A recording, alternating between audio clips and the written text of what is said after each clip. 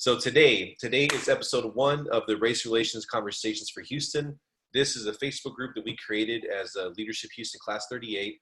At our last class, we had a conversation on racial injustice, and we kept saying we have to do something about it. We have to do something about it. So what we did as a class, we decided that we're going to create a Facebook page where we can have conversations. We don't expect to change the world. We at least want to just talk. We want to talk to each other. We want to hear people's ideas and share those ideas with the public. So today in episode 1, the title of episode 1 is Being an African-American Parent in America Today. And our guest today is Oddise Lundy. Oddise has 2 kiddos. How old are they again, Oddise? They are 14 and 17. All right. And my next question, which you just answered it, is why are you here today to talk to us about being an African-American parent in America? So with everything that has just transpired over the last few months, it's just been really difficult. We've been having really difficult conversations with our children, with our children's friends, and this has been something that was on my heart. So I actually ended up pinning a piece that I posted on Facebook just to kind of bring about awareness to certain things that we're dealing with as African-American parents and also my children. There's a lot of conversations that's going on in relation to everything that has happened. And I think that this is such a important thing to make sure that we hit on as well concerning our children. Absolutely.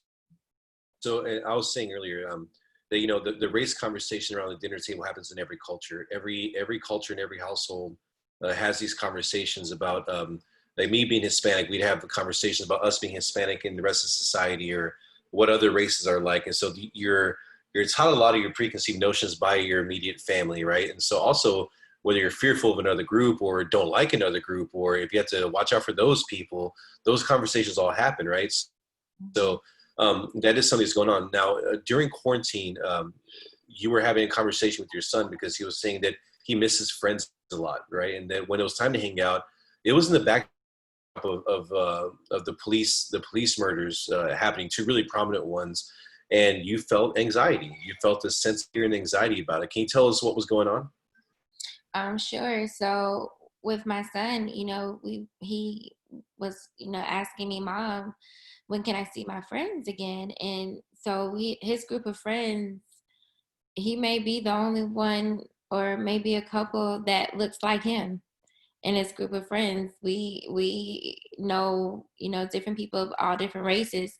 And while it shouldn't be an issue, in reality it is. So with that came, for me, the thoughts of, I don't know where the parents of his friends, where they stand with everything that's going on. And along with that, it came with, if he does go over there, he knows, he understands what's going on. He sees what's going on. We have conversations about what's going on. Do they know the things that he may be sensitive to? He may not even know what he's sensitive to, what could trigger him, if something would trigger him, and what would that look like? So it was just all of these thoughts that came with, a yes or no to his question of, can I go to my friend's house? Yes, not just as simple as yes or no. It's not just as simple as yes or no. It's a lot of things a lot of thoughts that go into that, that are tied into the things that we've been going through, that my ancestors have gone through, and so has theirs. They have a history as well. So just not knowing where they stand and understanding that before we move forward, we're going to have a conversation with the parents, and not just a conversation, but really, really, truly get to know each other so that we can all be on one accord when it comes to our children. He's not just coming with his toothbrush and maybe some allergies. He's coming with some things that, are really deep and could cost him his life. And so me as a mother, that scares me.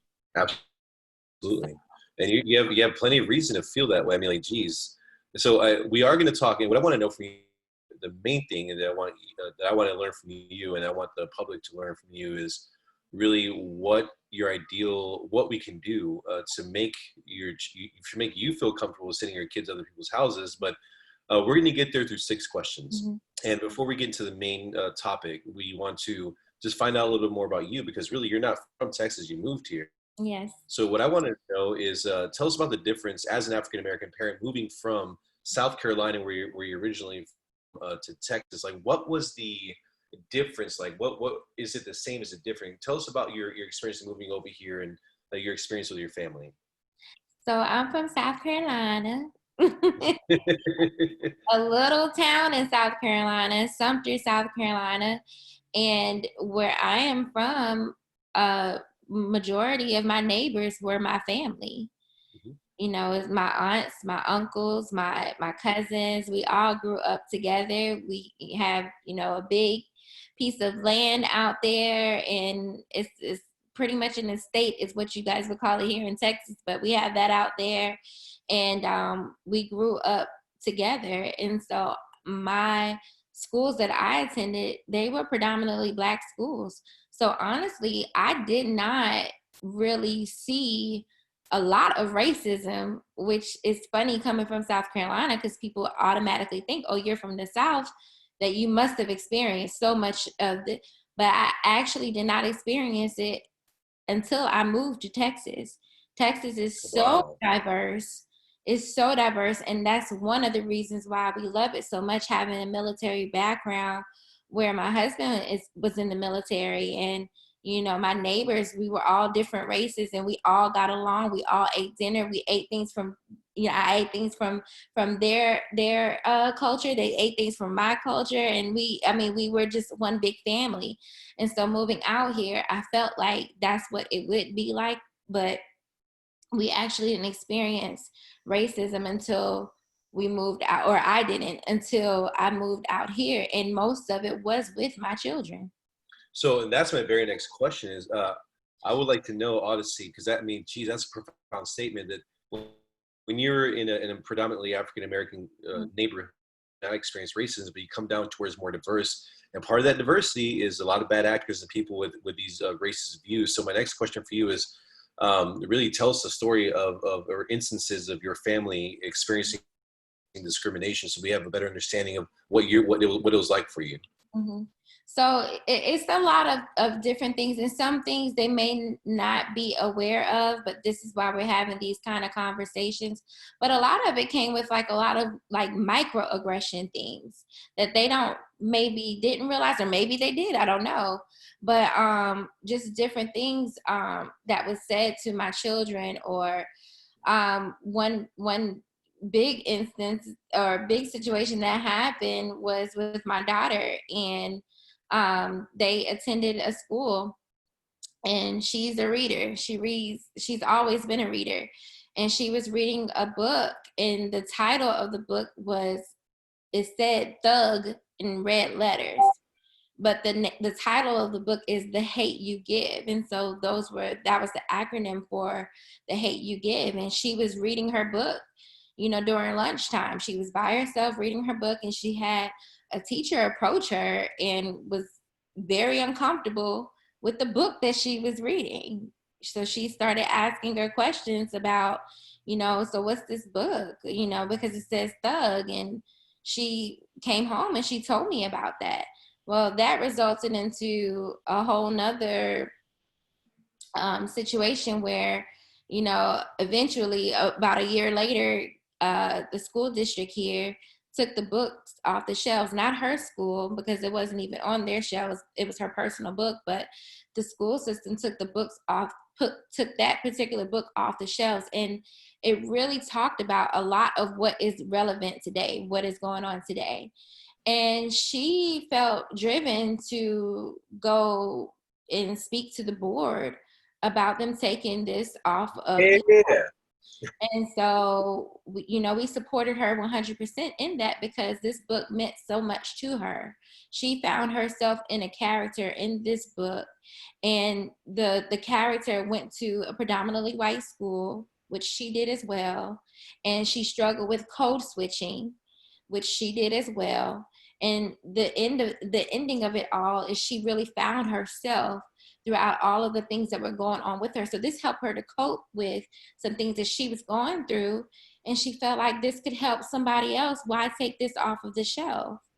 And so that was, one of the bigger things that we've dealt with. But there's been a ton of, like I said, just things with, dealing with like microaggression or insensitivity to certain things, and even coming out of that on our own. Are we just being too sensitive, or is there something really wrong with that? And really trying to find that balance so that we can be able to discuss that with our children without invoking our own feelings on them, but helping them to understand what it is that they may be feeling and what is right and what is not.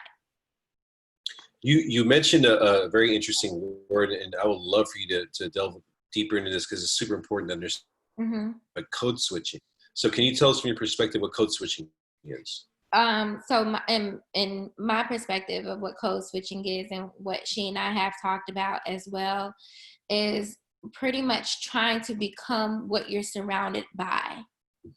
And so you leave behind your culture, you leave behind your thoughts, your experiences, and it's almost like you just become whatever you're surrounded by. So for her, what that looked like is, Mom, I want to straighten my hair because all the girls' hairs are straight.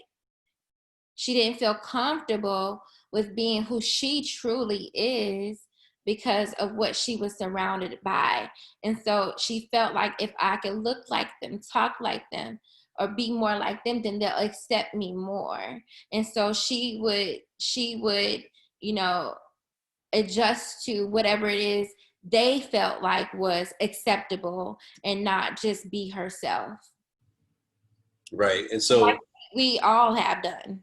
yeah, there's an in group, right? Anywhere you go, if it's in a room of 2 people, 3 people, 4 people, or in a school, in a city, in a nation, there's an in group and an out group, right? There's the major influencer group, and then if you're outside of that, you feel a certain pressure to conform, to behave more like them. So that's what you mean by code switching. So that's a phenomenon, and when you upscale that to current events today, you see the tension there, and there's this sort of I don't want to use the word, but there's certainly a sentiment that, hey, it's okay to be us, and all the groups are important, and all of us have our own way, and they should be honored equally as such. So but it's interesting how our first instinct is to say, I got to fit into this group, no matter where it is, right? And it could be the opposite too. It could be, maybe there's schools where there's just only one white kid in an all black school that might feel the same way, right?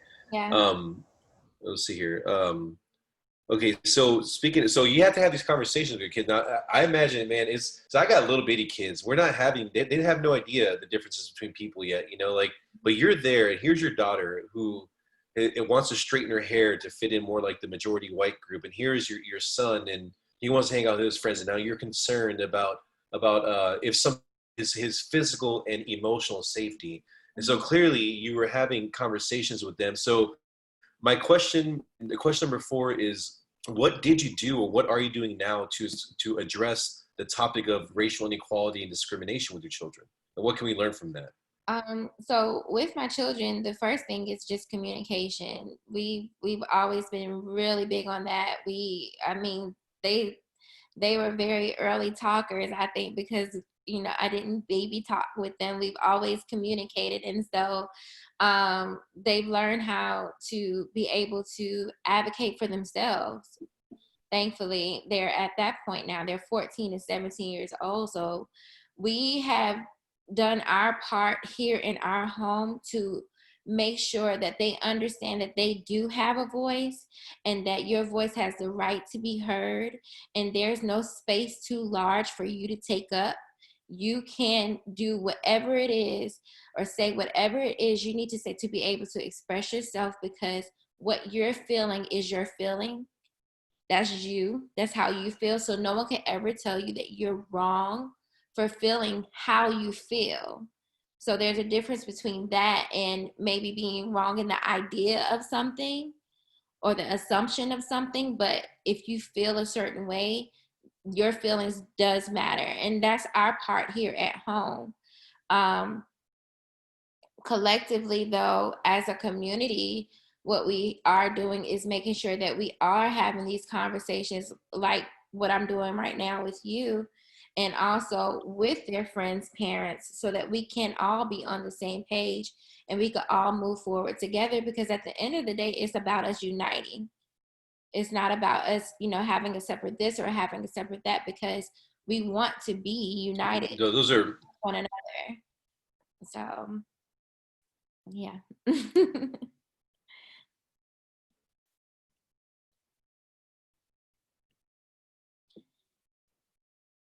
absolutely, and those are very powerful lessons that you're teaching.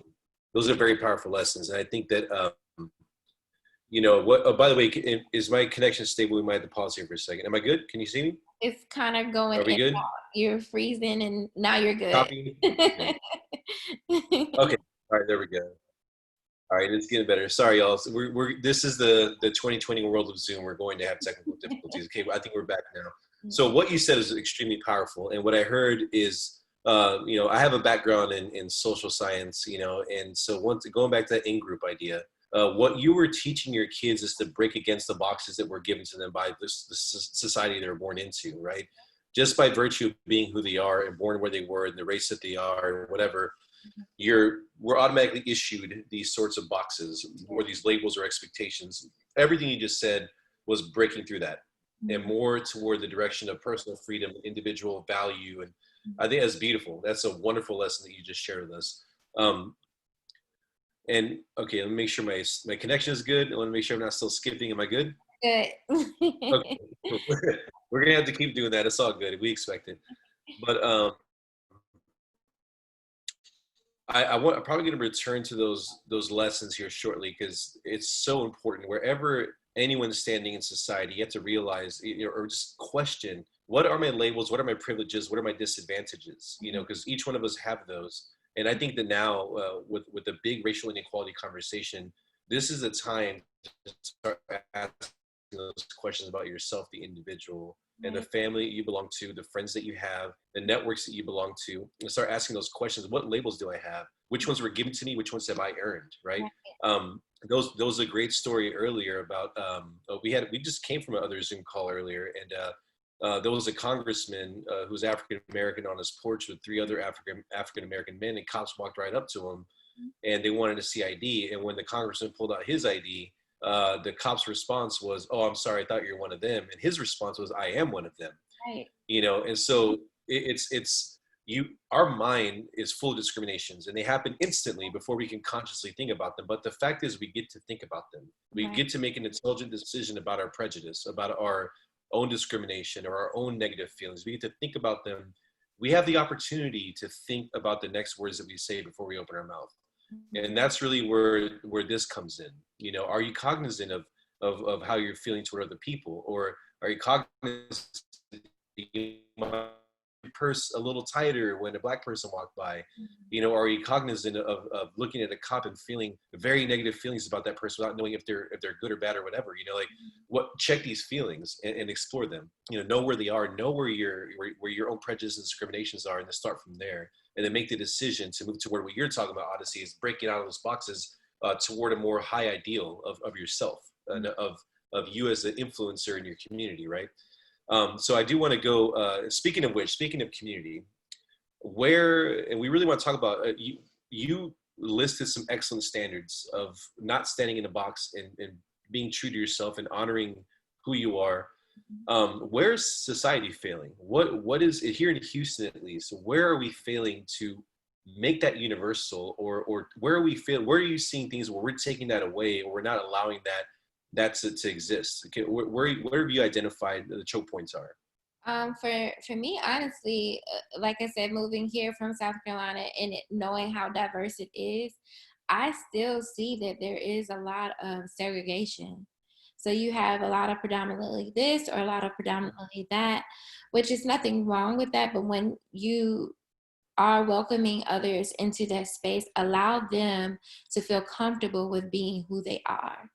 I feel like as a society and as a whole, there's this like you were expressing, this box of what we should be or what we're supposed to be. And if we do, you know, have the opportunities to be in that certain space, we still have to be like this instead of just simply being who we are and bringing what we have that is good to the table, and not just, in so many words, just eating what you have. We have something great too. But I think that's where society as a whole is failing. And that's on both sides. That's on both sides, or all sides, I should say, because there's so many different ones. But that's on all sides of society. And just being more welcoming to each other's differences, being more understanding, not just assuming because of, your own upbringing or your own situations that you have gone through, but being a part of a change where we are so welcoming that we're welcoming you in all of you, not just the parts that we choose and pick to have of you, because that goes along with, like I said, the microaggression things that would occur. My son, he's very athletic, but that's not all he is. And so those are the little stigmas and things like that that come along with my children, with my son. And I have to make sure, like we were speaking of at home, that you're not an athlete, son. You are a student athlete. You are smart. You are brilliant. You have great ideas. You are creating all of these things because society will only put that one thing on you, and that's how they will see you, and that's what they will utilize. But understand that that will work in your favor, but so will all of these other things. So I think as a whole, we have to be welcoming and inviting to all of us, and not just bits and parts of us that will benefit us. That's Obviously that's beautiful. That is such you're spot on, man. Like I'm learning from you as a parent, like okay, I want to make sure, am I still here? Can you see me? Here. Is it Yeah. okay? I see on Zoom it pops up and says connection unstable. Well, what you just said, man, I'm so glad we're recording this because this is something I want to remember, and I want people to take away from this is that, I mean, you're teaching your kids that they're not just one dimensional, they're multifaceted, and that their strengths lie in many places. And then you upscale that to how we look at other people. How do we, when you look at another person that you don't know that may be very different from you, or even someone that is on the opposite side of your views, still, they have someone who loves them. They have certainly good characteristics or things that they're excellent at, or things that are admirable about them, not just the point of disagreement between you and another person. And I think that the grand lesson for our country to learn at this time is to see value in each other, is to look past the big, hairy thing that's right in front of you that you really don't like, and look at the human being, look at the character of the person, look at their virtues, look at all of them, look at their entire history. And one of my greatest frustrations as being, I'm a veteran, when I was in the military, we saw America as one thing that we defended. We didn't see it as the different races and the different political parties and the whatever, any ism that would have divided us or defined us individually. We saw it as one big united thing, a sacred thing that was worth dying for. Mm-hmm. And that love and affinity for the country makes me a patriot. It makes me a proud patriot. And I noticed that those that are most angry and divided are the ones that are looking at the labels in the other and saying, look, you have this one idea, or you believe this thing, or you shared this post, or you didn't do this social sign that says I support the good guys or the bad guys. And that's causing families to break up. That's causing people to stop talking to each other. It's causing people to look at people they loved before and now have negative feelings toward them. It cannot be that shallow and simple. It has to be deeper. It has to be, we have to look at each other with a much more comprehensive view. And if we're not doing that, we're massively failing as thinkers, as people. It's just, but yeah, I love the way you're parenting your kids. I know your kids. I know they're incredible. They're incredible children, very talented kids. And I can see why now you made an intentional effort to show them what society might give them and how to break past it, encourage them to break past it. And that's beautiful. Okay, I do want to ask you a question. This is more of like a thought exercise. So let's say, Oddise, that you could make rules for Houston, and what would you like to see Houston? What would Houston look like if they were following your advice on parenting or raising their kids the way that you are, what would Houston look like if these changes were implemented?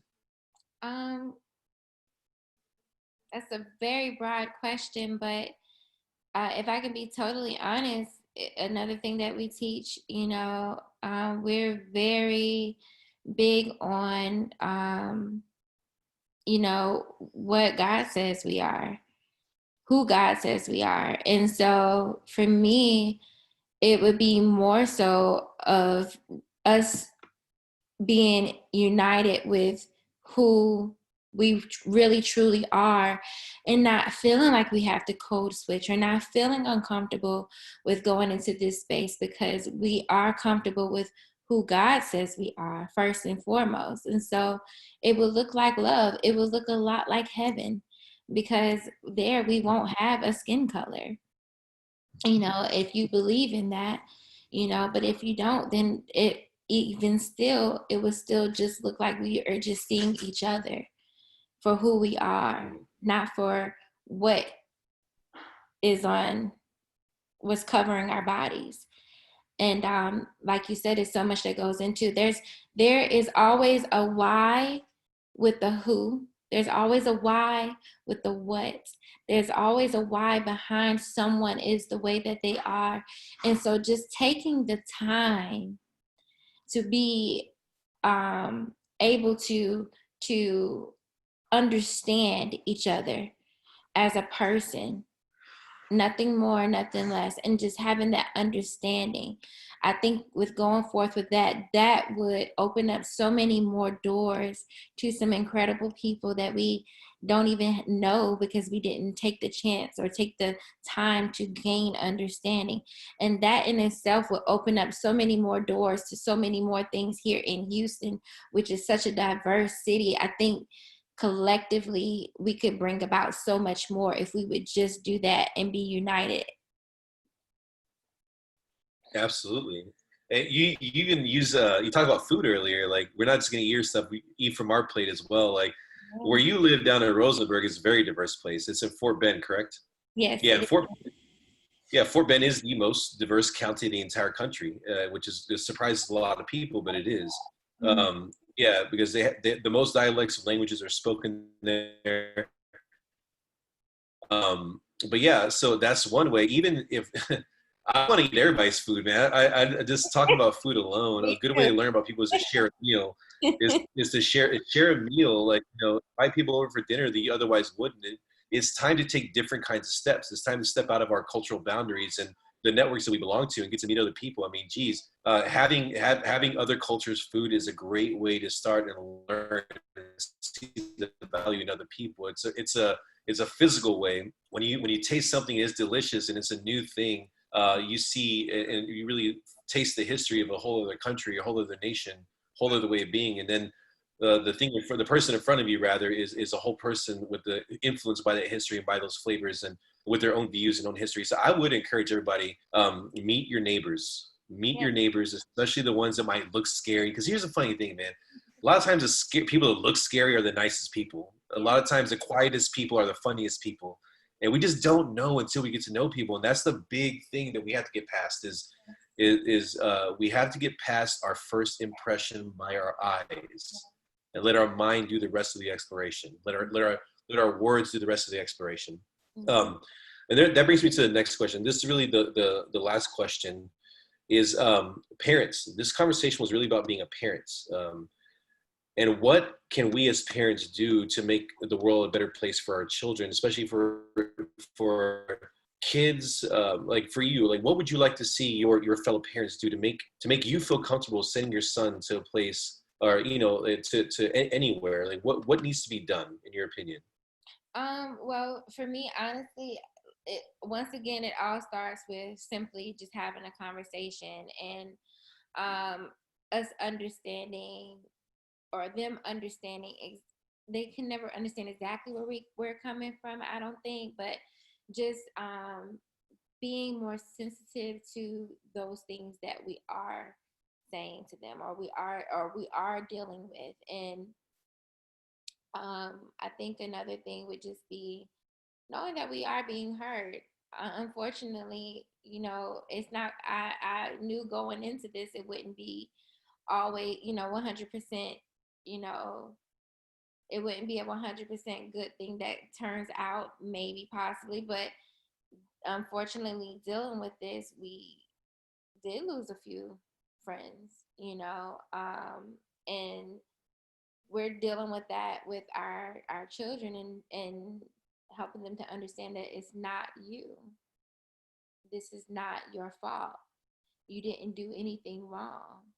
And so, for those, like I was saying earlier, just making sure that we can come to an agreement on the things that helps me with, a few of his friends. The mother, they will text me, they will call me and let me know that everything is good, and that gives me like just some reassurance. But us having a relationship on top of their relationship, it also gives me some assurance because I know them. I know where their heart is. And so, moving forward, that would be the best thing, is for us to just become even closer so that we can really build not just a friendship, but almost like a family, because that is what I'm accustomed to being from South Carolina. We're all literally blood related family. And so if I call you my friend, you're not just my friend, you're my sister, because that's the kind of love that I'll have for you. And so it's just having that reciprocated, that means more to me than anything, because you're my sister. I know that what I feel is what you're feeling, and vice versa. And even if we don't feel the same thing, we can come to a common agreement for our children. And so that's something that, that does help me. It's just having that understanding for one another, and not just always just having to see my side, because like you mentioned earlier, not posting certain things. I have a ton of people that's on my social media pages that they think otherwise, or they think different from me. I will not unfriend them, because I do want to have understanding of why you feel the way you feel, or, and I can't just cut you off because you feel a certain type of way.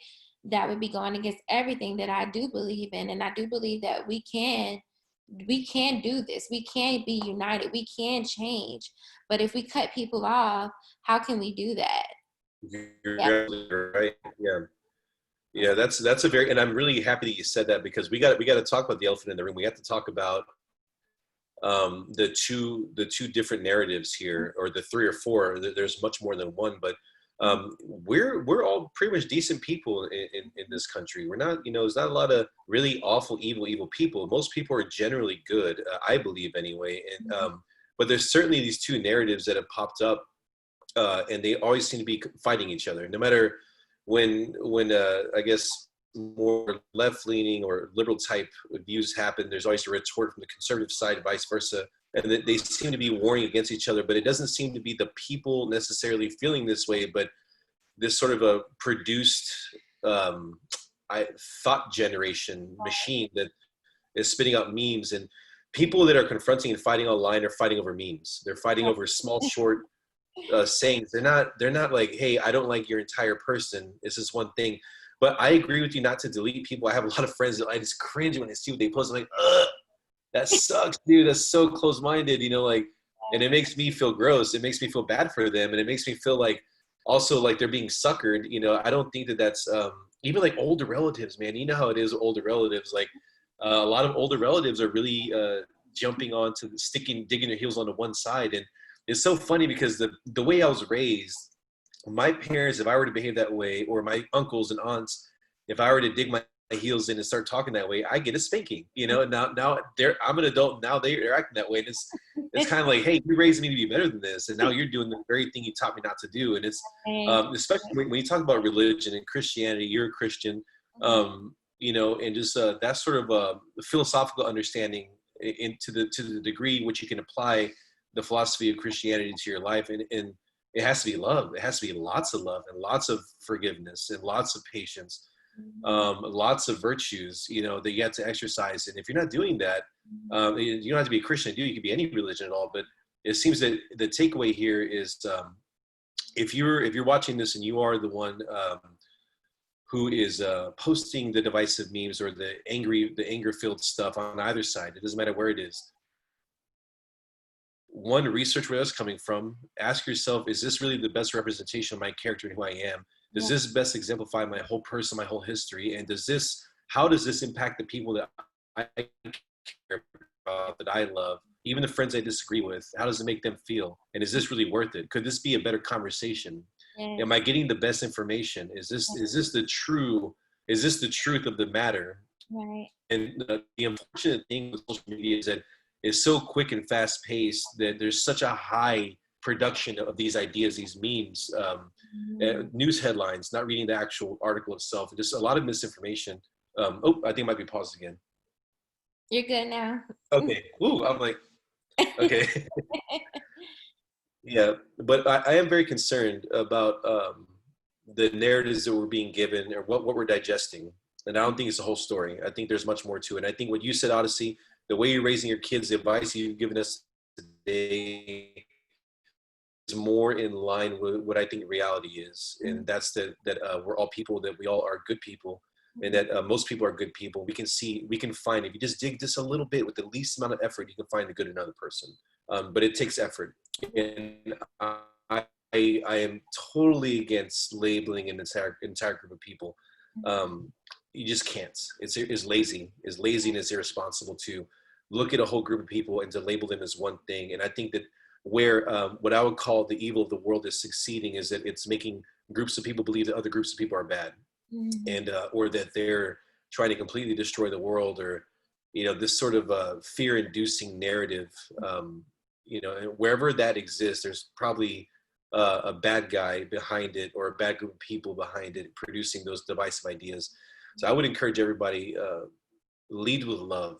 Yeah. Lead with love, lead with your heart. Like, it has to be that first, even if it's painful, to try extra hard to lead with love, So see, I do want to thank you for coming on to the show, but I know that you came up with a page, a new initiative you're starting out, and I don't want to put you on the spot, but it's called Mother May I. And can you tell us a little bit about what this idea is and where you're going with it?